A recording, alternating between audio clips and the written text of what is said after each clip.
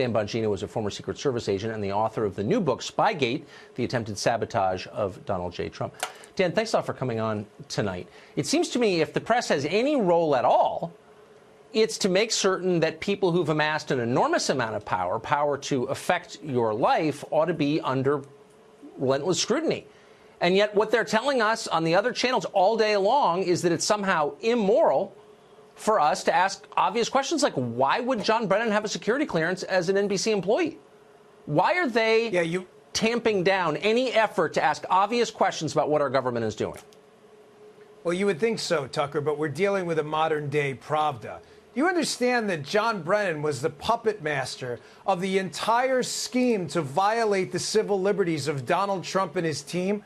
John Brennan was that guy. John Brennan, Tucker, tweeting today about his principles. I thought it was a joke. I had to check for the blue check mark. John Brennan has no principles. This is a disgraceful human being who nearly destroyed the reputation of the intelligence community. Tucker, on August 25th of 2016, John Brennan himself, this is a fact, it's public record, went and briefed Harry Reid up on the Hill about elements in the dossier that then made it into a letter from Harry Reid to the FBI that was used as a predicate to spy on the Trump team. And we're supposed to trust this guy?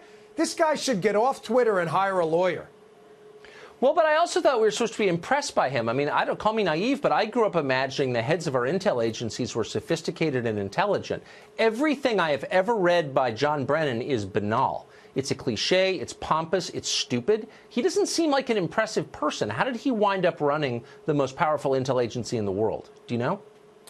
Yeah, I'm not quite sure, because when I worked in the White House, I remember crossing paths with Brennan and found him to be a narcissistic fool, just like he is now.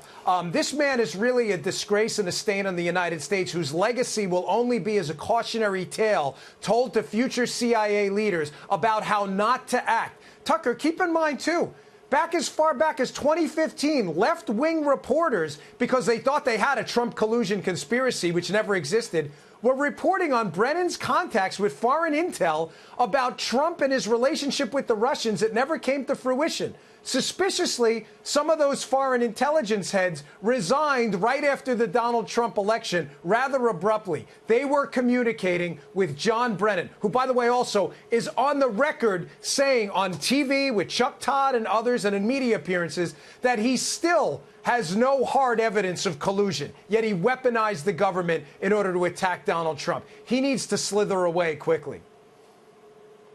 How's the next president going to deal with this? I mean, now that, the veil has been removed and we have some sense of what's going on beneath, will any president ever trust any intel agency ever again not to undermine him? Tucker, I'm not sure about that. And that's really what upsets me, having served under two Democratic presidents as a Secret Service agent. And listen, I'm a sinner like everyone else. I'm not looking for your pat on the back or anyone in your audience. The taxpayers paid me well to do it.